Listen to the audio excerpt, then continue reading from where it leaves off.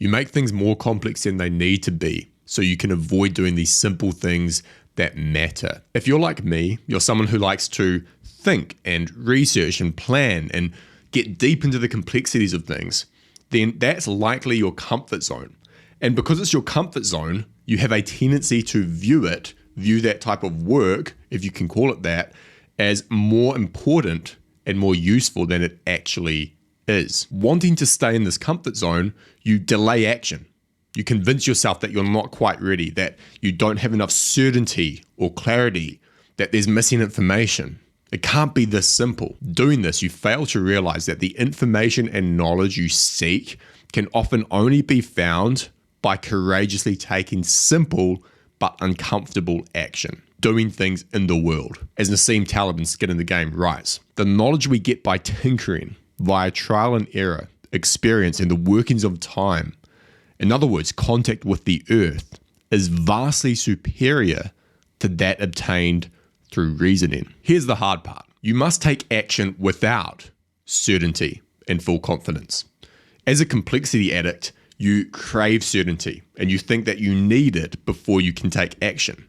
So you never make progress. You try and set up all the architecture and the frameworks and the plans before you even do the first thing. But those who understand the virtue of simplicity take action before they feel ready or certain, because they know that confidence and clarity exists on the other side of taking such action. You must leave your comfort zone. You must leave the world of theory, complexity, endless planning and thinking, and you must do something tangible and real. You must take imperfect action. And the more time you've spent swimming in the sea of complexity, the more uncomfortable it's going to be. But once you experience the rewards that can only be found in taking action, you'll want to do it more and more. Another way to escape or not let yourself fall into the complexity trap in the first place is to start as simple as possible and grow outwards towards complexity as necessary. When you're addicted to complexity, you try and plan everything from the top down. You try to find or build a complex solution from day one. And this almost never works because you're dealing with so many unknowns. For example, perhaps you want to grow a YouTube channel and you're spending weeks planning out your strategy, reading up on everything. You've watched a ton of videos on it. You've learned all the tactics and the tips, but you don't really know anything. You haven't started developing your skills. You haven't put things out into the world.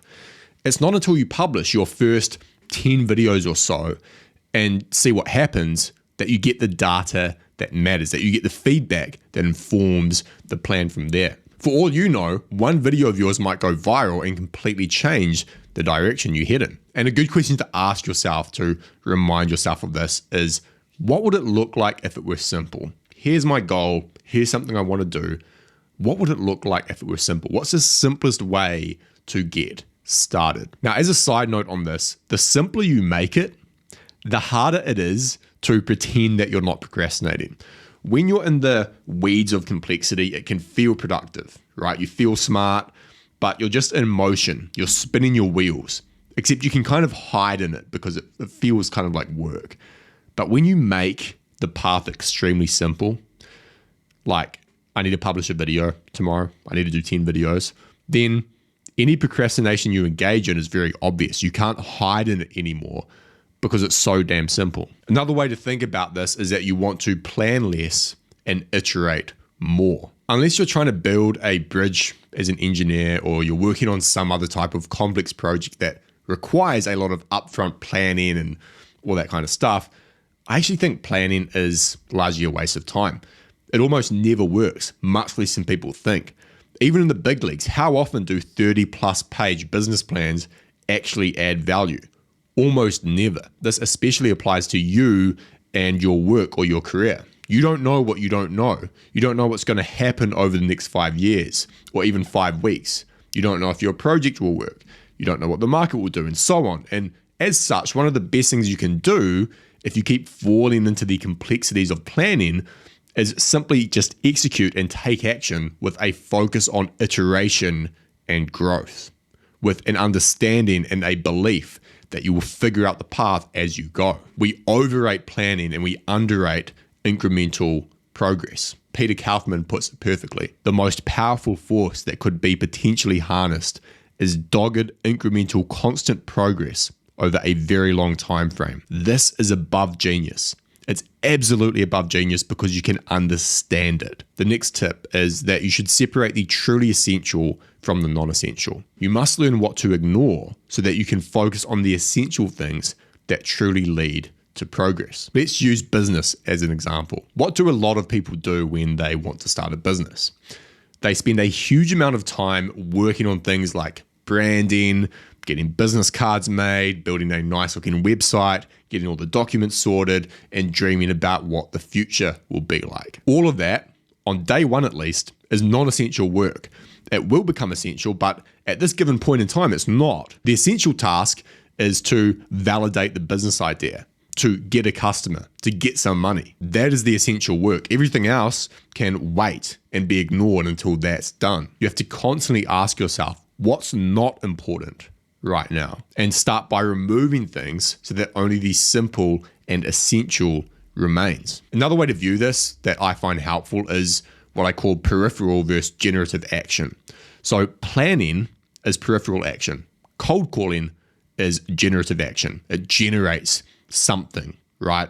Even if it's just feedback, even if you get rejected 100 times, you're getting information. Designing a nutrition plan is peripheral action, and choosing not to eat the donut is generative action. Now, it's not that peripheral action is bad. It's important in some cases, but it only has the potential to be useful. And that potential is fulfilled by generative action. A nutrition plan has no power unless it's actually implemented. A plan is useless if it's not put into action. And if you're anything like me, your tendency is to engage far too much in these peripheral, often non-essential actions instead of these simple generative actions that move the needle. Another powerful way to push yourself out of the world of complexity and into the world of simple action is simply to increase your speed. Complexity grows when it's allowed to, right? When there's room for it to grow. If you lack intensity, you have no deadlines for yourself, there's no pressure, then it's very hard to fight your innate tendency to make things more complex than they need to be. But inverse of that, when you are under pressure and you must operate with speed, you're forced to simplify things because you have to take action. And so you take the action. It might not be the right action. You might not have 100% certainty or confidence the same way you wouldn't if there was a natural disaster which induced a ton of pressure for you to act. You had to do things. You don't always know if those are going to be the right things, but you do something because you can't sit around and do nothing. So increase the speed, add some pressure, add some deadlines, add some intensity, and you'll find that naturally your desire for complexity starts to contract. Now, a few more things which are a little bit less practical but worth thinking about. The first is that even the complex benefits from the simple. At this point in the video, you might be thinking, well, yeah, but some things are complex. Like, I'm trying to build a business. That's no simple thing. And in one sense, you'd be right. Building a business is complex. There are so many variables. There's the wider market conditions, the customer, the people you hire. There's processes in the company. It's not an isolated and controlled domain. It's a complex thing. But even given that complexity, the best course of action is often to find these simple actions that lead to progress. Sure, you don't know what the market is going to do over the long term. It's complex, but you also can't predict it. And almost always, you're better off just focusing on a simple idea, like making something people want right now. You can't control or predict everything, but you can control the actions you take today. So even in complex domains, quite often you benefit from ignoring a lot of the complexity and still doing the simple thing, because what's the alternative? You think you're able to work your way through all that complexity and find some perfect plan? No. Also, complex systems are far more fragile than simple systems. One consequence of the complexity trap is that we build these convoluted ways of doing things, or these convoluted systems for doing things. It's the perfectly optimized morning routine or the productivity tech stack with all these different tools. If that's your system, as soon as one of those tools or aspects of your morning routine breaks down, like the software you use doesn't open, glitches out, or your ice bath is too warm, then you're weakened and you're thrown off course. Meanwhile, the person who has a simple system, just uses pen and paper or Apple Notes and sits down and does the work, they are less likely to have something break.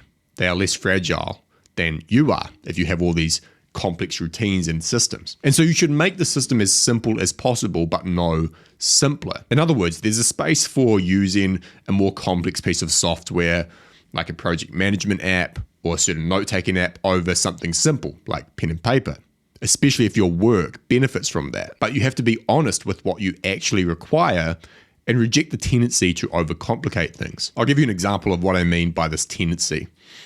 When I committed to my goal of making 100 YouTube videos, the first thing I thought about was, I need to build a better system for this. And so I spent hours building this like complex workflow in ClickUp with all these automations and so on and so forth, until I realized that it was just stupid because I don't work with anyone else. My workflow is very simple.